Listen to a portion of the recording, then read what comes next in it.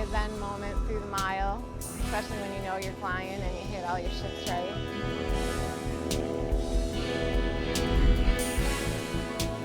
Cycle 1, 9er, 6, 6, on board.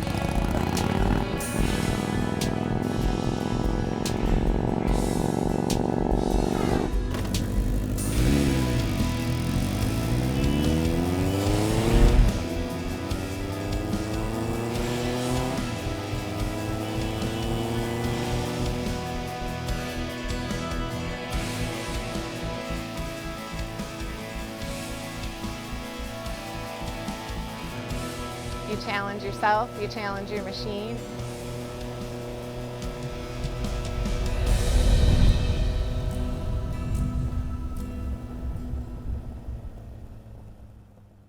I grew up in the country in Wisconsin, and we were just around things, all things motorized. My dad rode Harleys, and I have great early memories of hearing him come down the road. My parents were divorced when I was pretty young, so if I wanted to spend time with him, I would hang out in the garage, and not always right there in there with him because I didn't want to bug him, but I would stand by the door and watch what he was doing. And he raced dirt tracks, so I have lots of memories of hanging out in the pits on Friday night and watching from the stands, and watching my mom even race his car one time on a powder puff race. I had a little Suzuki 175. That's what I kind of grew up on. A lot of my friends had sport bikes in high school, but I kind of already knew about my need for speed, let's say, because I like to race people in my car and stuff.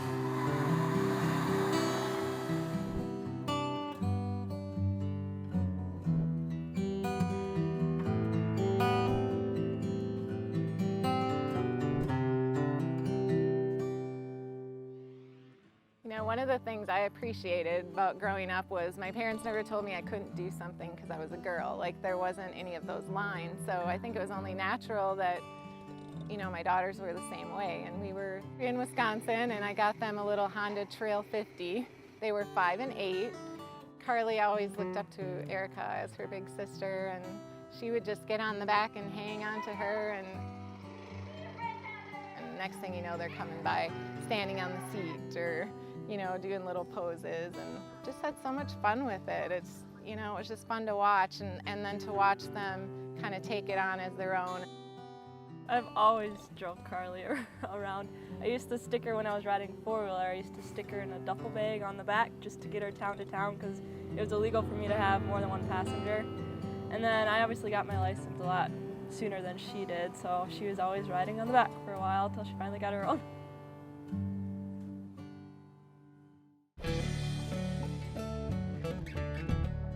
Well, let's call it divine intervention. Landed the girls and I here in South Dakota. Brian was just my friend then. Started working at his shop to help him out, and I wasn't there very long before they got asked to do the Discovery Channel Biker Build-Off. Well, he'd been asked before and turned it down. We were in a 700 square foot single car garage with no sign on the door behind a hair salon. And I got a call from Hugh King at Discovery, and he said, "Hey, I want you to do a show. Saw your bike on the cover of this magazine." And I said, "There's no room to even move your cameras around. You don't understand. Like, I have to roll bikes outside every day just to work. I have to pull the lifts back away from the walls. Then at the end of the night, I push them back out and I try to squeeze all these bikes in here. I don't want to do it." 05, I ran into Hugh King at another event. He said, "Hey, I haven't forgotten you, Mr. Klock. You're on my radar." I said, Yeah, Hugh, no problem, whatever." I kind of blew it off. And 06 came, and we had been in this building for about a year, and suddenly somebody came running out back, and I was working on a trailer, and I'll never forget the day, and they're like, "Hugh King's on the phone, Brian. This is it. This is our chance. You got to call him back." We decided we were going to build a bagger, which is a touring bike with saddlebags and a fairing, and why would you want to race that? One night, Laura and I were sitting in the office, and it was late, and I said, "We should race it. We should drag race it." And then right about that time, the movie The World's Fastest Indian was coming out. We had a poster hanging in our office. It was in 06, and thought it would prove to people we didn't just build a trophy queen. It was something that you could really ride. You can use a bagger, and that's important to me. And she said, "Oh man, that'd be a dream to ride at Bonneville." And I looked at her at that moment. I said, "Well, then you should do it." won the biker build-off. The third week in August, we're headed to the Bonneville Salt Flats to run that bike that we built for Discovery Channel.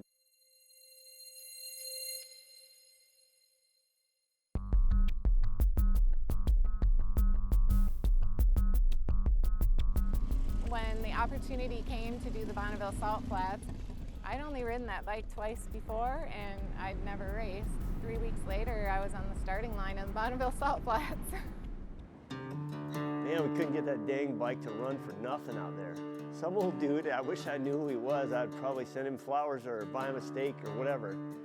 Came up and he said, hey, you need a little different plug in there. It's just not burning hot enough. So I went into town, got a hotter plug, came back out, we got it running. Got Laura over there, and she went off riding on it and headed off to the horizon, and suddenly she looked down at something, started hitting all the bumps and realized she was off the course and started coming back to see us, and she came up there with just this crazy look of confidence. She goes, okay, let's go do this. I said, okay, you understand now, only go 80 or 100, okay? Because I had this thing out on the highway just moments earlier, and at 125 miles an hour, it really becomes a kite. It just starts lifting. She goes, no problem, I got it. But let's just go see. I think it's running okay, I got this. We go to mile 0. There's maybe 20 people out there under this little pop-up. She gets up to the line, takes off on that bike, and it sounds so good. And it looks so beautiful, right? We just got done doing it for Discovery. Nobody builds that pretty bike to bring it to the Salt Flats and get it all full of rust and corrosion. She takes off and it's first gear, second gear, third gear, and it just sounds so awesome. And the bike is just roaring. And she gets out there and all of a sudden the bike just goes, wah! These guys are like, oh man, she blew it up. And Dan Cheeseman, my first ever employee, is standing there and he goes, no, she didn't, dude. She's going for it. Well, I knew that. And I don't know all the thoughts that went through my head right then, but I felt like I couldn't breathe. I was standing there with Carly, who at the time was 11 years old. Erica was 14. Erica wanted to watch Mom go by at top speed, so she's at mile 3. We're standing there and the bike just roars through 4th gear, 5th gear, 6th gear. She's wide open in top gear, and all I can see is this plume of salt dust. And the guy calls on the radio and says, the rider's in the mile. The rider has exited the mile. The rider has slowed down. The rider's exited the course to the left. Go ahead, Zero, and stage your next rider. Well, I had always heard these horror stories about you let off too fast, you can crash. That's when it goes into the wobble, because you unweight it. And I thought, oh man, I just hope she just coasts it out, because she is going so fast. She's clear. I tell Carly to get in the truck, and the guy at the radio goes, hey, don't you want to know how fast she went? I said, I'm just excited she's safe. I said, thanks anyway. And these guys are all standing there like, man, she's pretty, that bike is awesome, come on, call. The guy goes, looks at me, and I said, go ahead, call. He goes, can I get a speed on the 333? Laura had broke the record by 0.4 tenths of a mile of an hour. We went screaming down there. I go up to the line. She's still got her helmet on. She's already back in line to go again. Walked up there, tapped her on the shoulder. She turns around, she goes, honey, it's got more. I said, how much more do you think you need, really? She said, I don't know. Everything's shaking. I can't tell how fast it's going. I said, what do you think? She goes, maybe 120. I said, how about maybe 138 plus? If you can back that up, you're gonna own a land speed record. We get fuel in the bike. We have to run her within an hour. Less than 45 minutes later, she's headed back the other direction in case you get any wind at your back or anything. No unfair advantages. She goes back through the other way at 143.6. And Cinderella had just come home from the ball.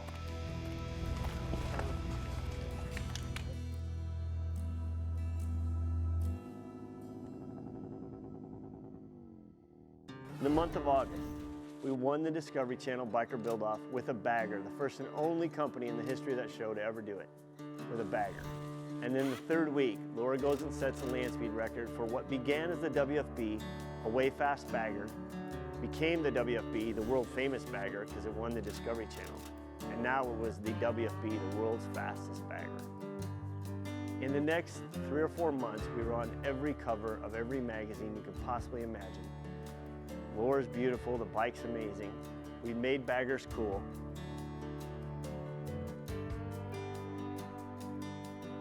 all the way home, I said to Laura, I said, didn't it wobble? Didn't it wiggle? She goes, oh, it did exactly what you said. I said, really? She goes, yeah, 125, it just starts going like this. I said, what'd you do? She goes, exactly what you said, I let go. I said, you let go? She goes, yeah, I literally just let go. I had my hands like this and I kind of let it do the boogie and then I just got back in it.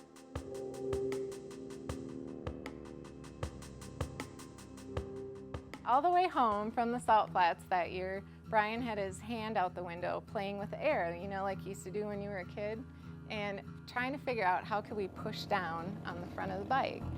Now at the time, the bike's sitting here by me, which I love him very much. At the time it had a stock road glide fairing on it and a stock windshield, but nothing else about the bike is stock. It has a 200 tire frame, S&S motor, fenders, and parts that we were making. So we came up with a shape for the windshield, and I just happened to be talking to a guy in Myrtle Beach, and he told us about a new smaller wind tunnel in Mooresville, North Carolina, and a friend of his that he thought would help us out. We ended up in a wind tunnel that summer, and it worked. The design worked. We learned so much there about the way that the air flows, and when air flows over the hips of our windshield here, it pushes down, and that's what we needed to keep the bike more stable. The faster we went, the better it was going to work. And the lip at the top just kicks the air up, so it's clean, less turbulent air. As it comes back towards you, it's not that choppy air that was pushing my head all over the place. So it worked, and they suggested to us that we get a design patent, and we did, and the rest is history. The first year we went to the Bonneville Salt Flats. We had a really small team at Klockworks at the time, and everyone was with, including Erica and Carly. They'd already kind of shown an interest in racing, so after they were at the Salt Flats with me the first time, you know, we're in the car on the way home, and they had watched all of this, and I said, you know, girls, I mean, how fast you go in a straight line depends on the bike you're on, but, you know, it was pretty safe. It's a controlled environment. What do you think? And before we even put that sentiment out there, they said, of course we want to try it. So they just showed an interest. The next year, Erica was old enough, because you can get your driver's license here in South Dakota when you're 14. So in 2007, she raced a Buell Blast that we still have, and I raced the Bagger again. And she got a record, and I was able to up my record, and we became the first mother-daughter team in history to hold records at the same time. Not to be outdone, the following year, Carly was then old enough, and in 2008 we became the first mother-daughter-daughter trio in history to hold records at the same time.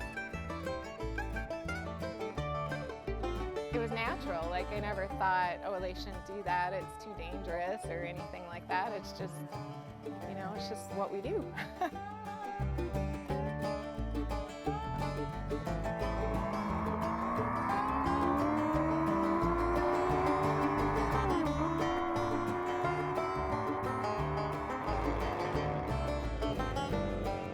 I ran this bike for 3 years. Ultimately, the fastest speed I've been on it is 161 miles an hour. 161 on this kind of motorcycle versus the ones that we're going 195 on, totally different ball game. This one's a little bit scary. Anything can happen at the Salt. A storm can come up in a moment's notice. The surface can be hard-packed like the best gravel road you can imagine, and it can be slushy and mushy like snow. And you never know what's going to happen. You never know what kind of traction you're going to get. You never know what the wind's going to do, and you're so not in control of it. And that's the beauty of Bonneville. That's why records have stood for 15, 30, 45 years, because it is the great white dyno.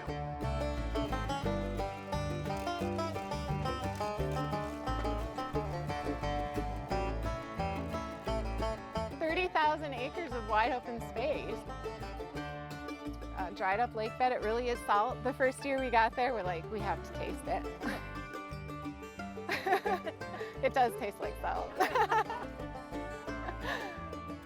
There is a short course and a long course. So they try to get about 7 miles of good salt on the short course and then up to 11 on the long course. Once you go over 175 miles an hour, you can go to the long course. Depending on which course you're on, you get those miles to get up to speed, and then you're measured in a measured mile. So the sanctioning bodies are a little bit different, like AMA versus SCTA, on how they measure you. One is an average over the mile, and one is They clock you at each quarter mile. You definitely want to be going as fast as you're going to go when you enter that mile. You don't want to be picking up speed in the mile. You hold your top speed for a mile, and then you get a couple miles to slow down. The very first time going, people were telling me, don't get excited and sit up. If you come ripping through there and put your head up, well, you're going 190 miles an hour. Probably shouldn't do that. I will advise when on course. Tower Rogers. A million things go through your mind. For me, it starts as a surrender. Whatever's gonna happen right now is gonna happen. I just have to do my best with what I know how to do. And you have to let go, or I do personally have to let go of fear. A little bit stays, which I think is good for you, because you always should have respect for your machine and what you're doing, definitely. But a little bit of that, oh, I don't want to do this, I could crash, that has to go away. I don't like knowing how fast I'm really going, because I think I'd look down and freak myself out. Because out there it's so open, you really have no idea how fast you are going. Definitely a zen moment through the mile, especially when you know you're flying and you hit all your shifts right. If I had to stop and get off my bike, I would fall down. Because for me that, you know when you like nearly avoid an accident and you get that rush that kind of drains you, that happens for me like right after.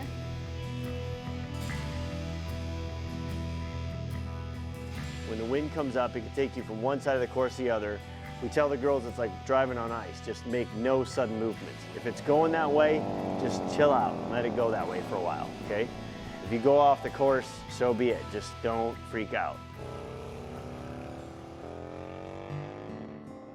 Butterflies, like your first kiss times 10. I feel like I don't breathe. Yeah, like you're Like, floating. it doesn't really hit me until I slow down, and then I just realize like, wow, I just went how fast, and it happens just like that.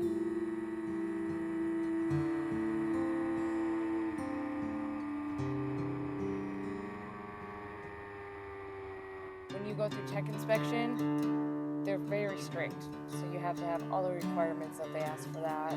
Your suit, your helmet, gloves. I do a lot of visualizing. I visualize what I'm gonna do, how I'm gonna do it, when I'm gonna do it. Because like you have such a small amount of time to get out there and watch your RPM shift, think, where's the course at, watching the mountains. So yeah, I'm the one sitting in the chair like 20 minutes before I race, and I'm like, okay, visualizing, shifting, counting, shifting. Where Carly's just like, Let's go.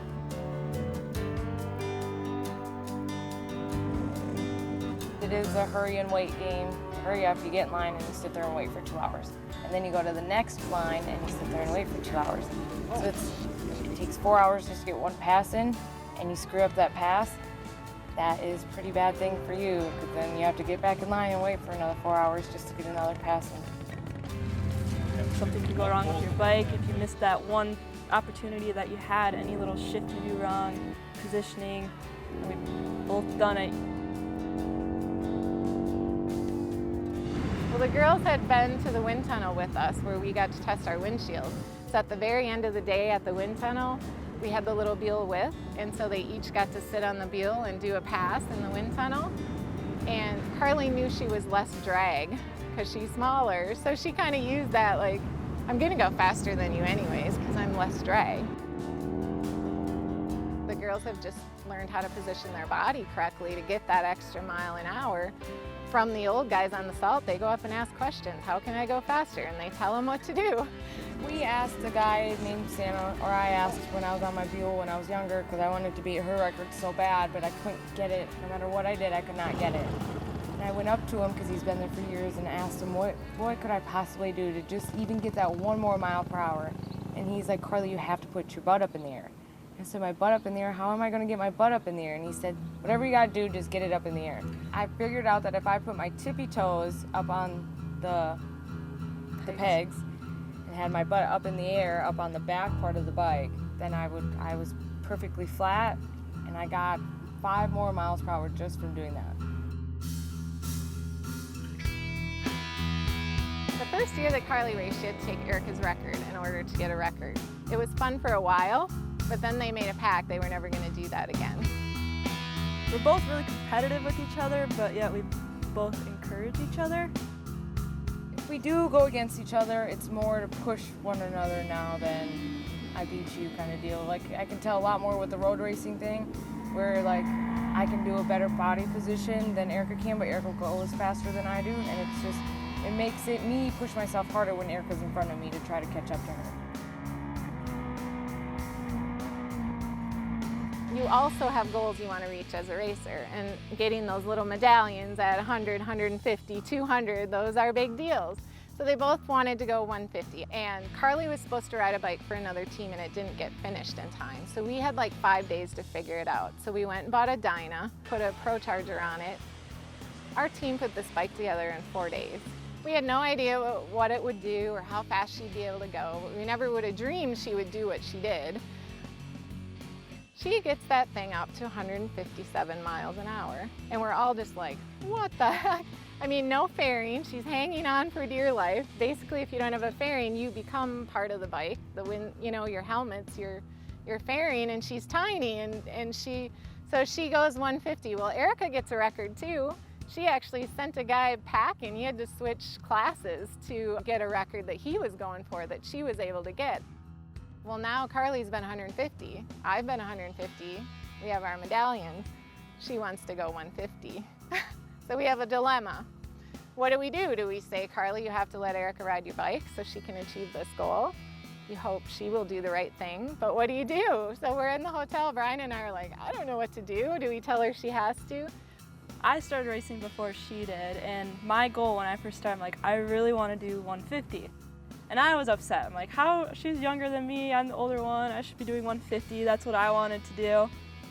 So we made a deal, well, more like I was told I get to ride her bike, but I had to wait the last day, and it was like the last run of the whole day. So if I don't hit it this time, I have to wait another whole year to come back and do this.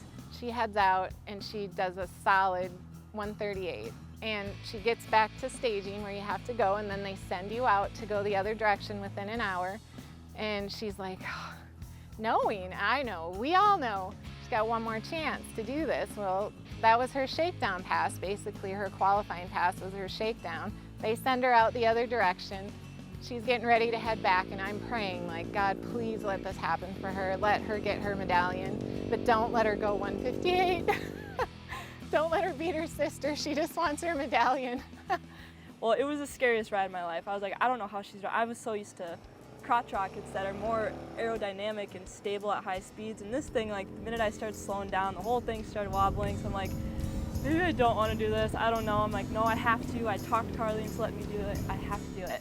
Got back, and it was my last shot. So like, I only hit 130 on the way down. I was like, I can't even imagine going another 20 miles an hour. Like, that's scary on this bike. So I was like, all right, I'm gonna do this. I'm gonna do this. Got in line, and I gave it my all. Like, I literally went as hard as I could that whole time I was there, and I came back to the pit, and I was just waiting. I was just waiting on the bike because I didn't know how fast I had gone. I was like, oh, it feels like I did really good. Like, I think that was the best pass I've ever made in my life. Carly goes up to get the timing slip. So you sit there and wait as a racer. You don't really know how fast you went. Yeah, I want to play a trick because I let her ride my bike, and I was the one that was waiting at the ticket booth to get Erica's medallion and her time slip that said how fast she'd gone. And they had given me the wrong person's, so I waited for hers, but I was like, I'm going to keep this one too and give her that one first. And she brought that ticket up to me, and I looked at it. I was just instantly, my heart dropped. Like, oh my gosh, I cannot believe I didn't hit it. And they all just sat there and let me cry like a little girl about it, and then she's, oh, here's your 150.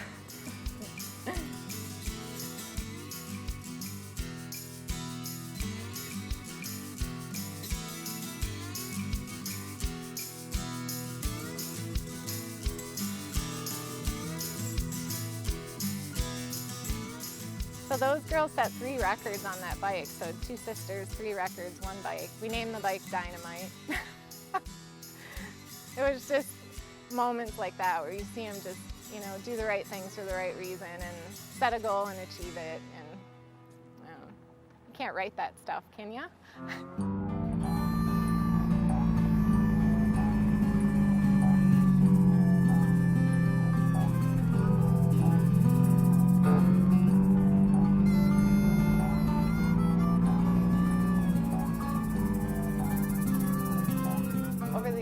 our team has held at different times over 20 different land speed records. So, but those first ones you really remember.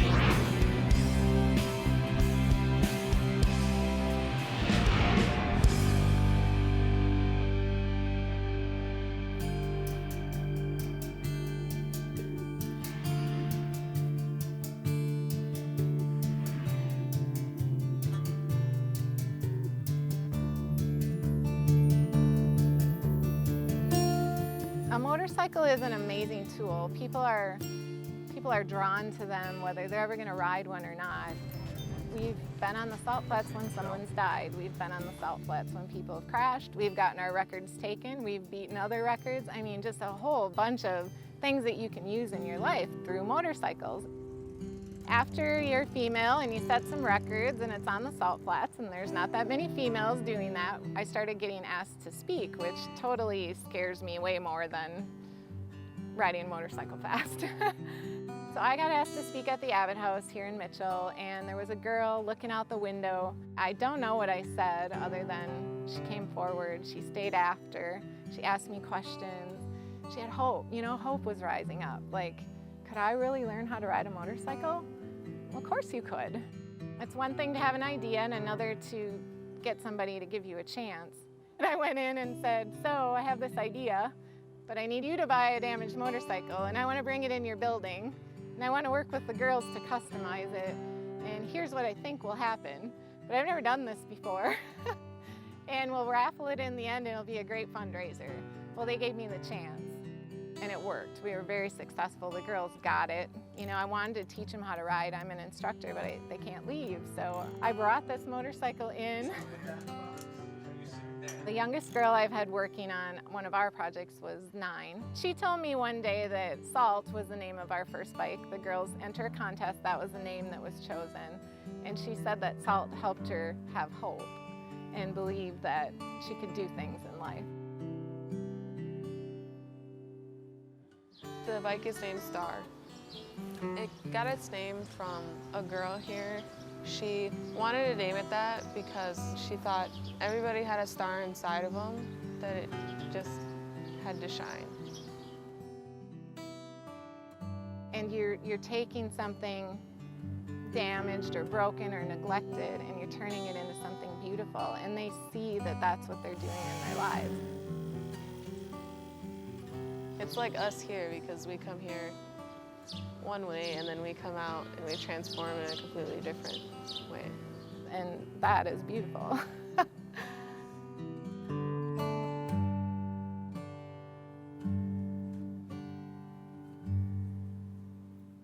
I was contacted by Lloyd Greer of Lloyd Motorworks, and he's out in Pine Bush, New York. And he wanted to know a little more about the program and if I thought that it would fit in a school. Well, him and I got talking. He had a desire to always go to the salt flats, and he said, what if we built a race bike and the kids got to go? I'm like, oh, I love that idea, you know, because I just love sharing things with people, and I know what it's meant for my kids, and I know how powerful of an experience it is just to be there. Next thing you know, I'm flying to New York and talking with the superintendents of schools, who's a very open-minded guy, and we get this program up and running in the school. We added into our curriculum more math and science, and they built a race bike, a Victory, and raised all the money to go outside of the school district. That first year, there were 20 kids out there with us that had worked hands-on on this motorcycle. Well, I remember flying there towards the end of their build, and they had assumed the whole time I was going to be their pilot, and for whatever reason that never sunk into me. I never thought that. I don't know what I thought, but I never thought that. And so Lloyd invites me to New York because they're going to do a final fitting, and they've invited the media, and he goes, we want to make sure that the pegs and everything are set up right for you. And I said, for me? He's like, well, yeah, you're going to be our pilot. And I said, I am? You know, I mean, I don't know why I didn't register. So I'm thinking about this as I get there. And I get up on the bike, and they're fitting the foot pegs, and one of the kids is just like pacing around, and he's like, oh my gosh. He looks at me and he goes, you're putting your life in our hands. I said, I am. I trust you. And I mean, that message like sunk into him, and it made it really real for him. And that was visible. It was visible that it was real. So fast forward, we get to the Salt Flats. We have our own team there. We're pitted next to them. So my girls are running, and you know, we're getting that bike ready. I get on the starting line for the first time, and all these kids are around me, and they realize, well, look, you get to the starting line, then you wait. But so they're nervous, energy, pacing around. Well, finally, it's our turn to go. The same kid, his name was Mike, he was standing there, and he's pacing around again, and he's like, we're really here, and you're on this bike, and you're gonna ride it, and we built it, and you know, and I'm like, Mike, stop, you know, as I've got tears just rolling down my face and my helmet, and I just like, God, please let me make these kids proud, because I'm so proud of them.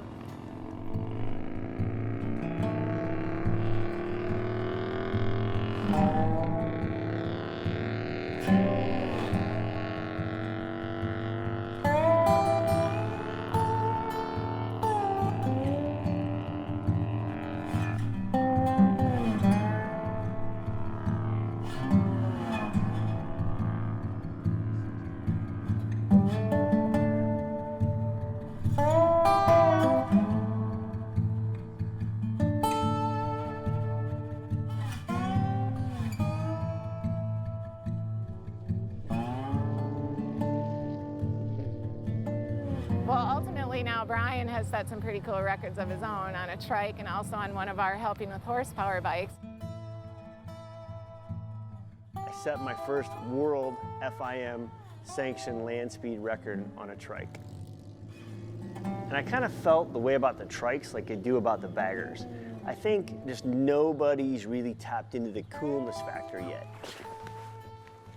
We went out to Bonneville, and literally after the first pass, as I was coming back along pit road there where everybody's standing, all I could think of was, man, I hope this thing just sits down. Because I knew what it's like on two wheels. When the wind comes up, it can take you from one side of the course to the other.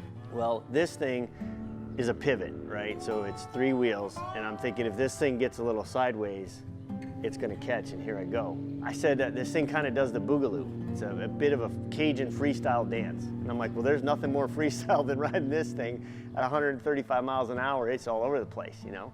And man, it would get light, and it would start kind of doing that thing in the back, and all I could think of was Laura and the bagger and how that had to be so scary that first time. And all I thought was, you know, okay, if you're gonna do the boogaloo, that's fine, but let's just keep going, you know?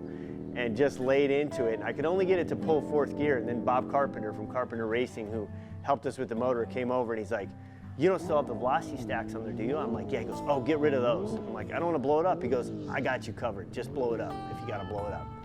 So it was awesome. What a vote of confidence. I pulled the velocity stacks. Thing's running great. I think I'm finally going to pull fifth gear and maybe get this thing over 140 or something, you know, and it rains.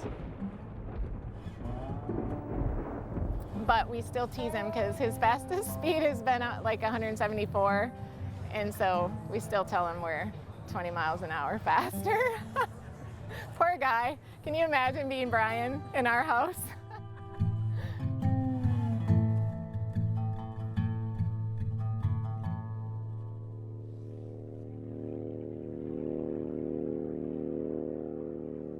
We had gone to an SCTA event where you have to license, so we had to work up slowly, and then, you know, a couple weeks later went back to the AMA event, and the girls started trading off. We were sharing the bike, it was a BMW, and they started trading off. Now we'd all been about 100, right around 190 on this bike, and everyone kept saying, come on, you gotta get out there and ride it, but I was being the mom, like I was watching them trade off, and they were figuring stuff out, like when to shift and how to position their body when they were in the mile to get that extra mile an hour, and you know, one would come in and the other one would jump on and get in line, and it was so awesome. Well, next thing you know, over the speaker I'm hearing, you know, 192, 193, 194, 196.4, I think Carly ended up going.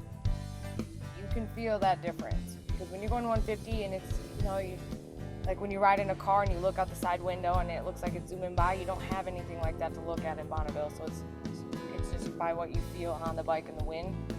But when you get over that 170 mark, you can definitely feel that you're going faster. And I'm happy and sad and scared out of my mind at the same time, because they're now in territory that I can't really coach them for. I've never done that. And so we got to the hotel that night and I said, girls, you know what? It was so fun just being your mom today. So you have to remember, when we're racing different bikes, I see them in the morning, but one might be doing return, you know, but I got to be with them because we were sharing a bike, and there's a little more waiting involved, but it was so awesome. I was holding the umbrella, I was bringing them water, you know, I got to spend time with them. And I said to them, you know, maybe it's time that I'm just your coach. Maybe it's time for Mom to just be your coach. And they both looked at me like, what are you talking about, Mom? We can't be the mother, daughter, daughter without the mother. And they proceeded to coach me. They told me what they learned, told me what to try. Well, the next morning, we got out there at sunrise and I was on the starting line and they were standing next to me. And they're like, remember, Mom, this is when you shift. And remember, when you get in the mile, this is how you need to position yourself. And so I took off and I shifted, I did everything they told me to do, and I got in the mile and I thought, oh Lord, seriously, I'm gonna move around on this bike going 190 some miles an hour, but I did exactly what they told me to do, and it felt awesome. And so I get through and I exit the mile and I stop at the tent and I'm like, how fast did I go? And I went 196.797. I went faster than both of them and they were mad. But the point of that story is it was such a role reversal. You know, as a parent, you teach your kids and you send them out there, kiss them on the helmet, pray for them, and you send them into life, right? You don't get to twist the throttle for them, but you hope if they meet a challenge that they remember something you told them. But they did that for me. I wouldn't have done it without them. I was perfectly fine with 189 as my top speed. I really didn't need to go faster than that. But they coached me and they encouraged me, so it was just one of the coolest moments that I always remember out there. Every year when we're done racing, it's kind of a tradition now. We have dinner on the night before the banquet and we talk about what are we going to do next year. And there's been some crazy ideas. The girls thought one year it'd be really fun if we did the sidecar. They got to switch off being the driver and I was in the sidecar. So I'm like, I'm not sure about that.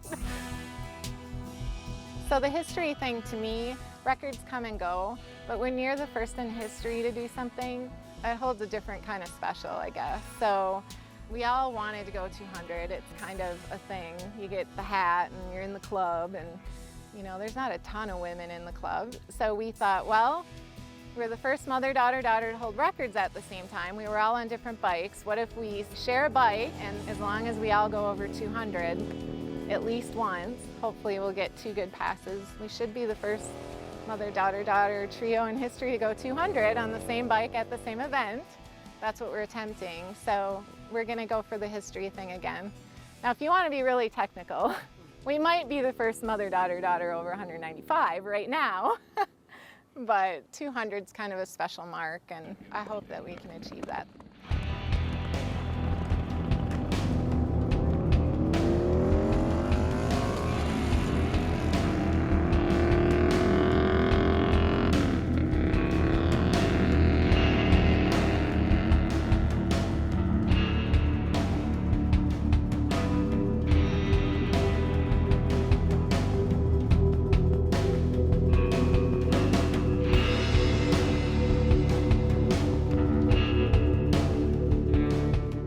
Matching tattoos 2-3 years ago.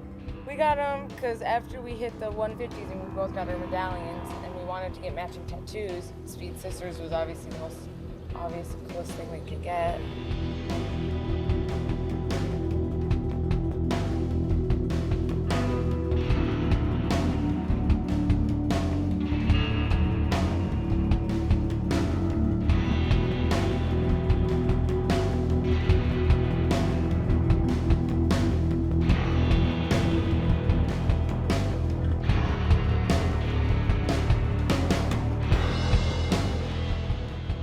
hear our story, and it all started at a small shop making a decision to take a chance and be on a show, to build a bike that we thought we were going to lose with, and then to put me on it.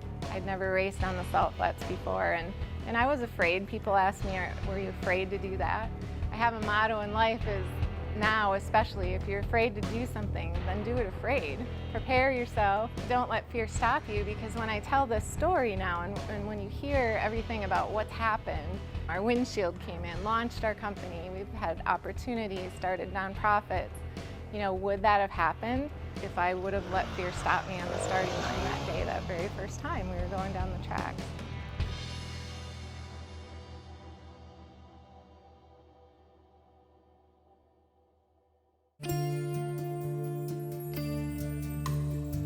A simple change in angle, a turn by degree, like fissured ice, slowly melting, revealed so much to me. Oh, how we go in circles, natural by design, around the sun, around the seasons, till we're out of time. Again and again, it is the beauty that sets me free, changing my mind from worry to possibility.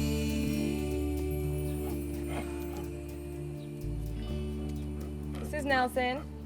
He's our family and shop dog. As you can tell, he's a big lover.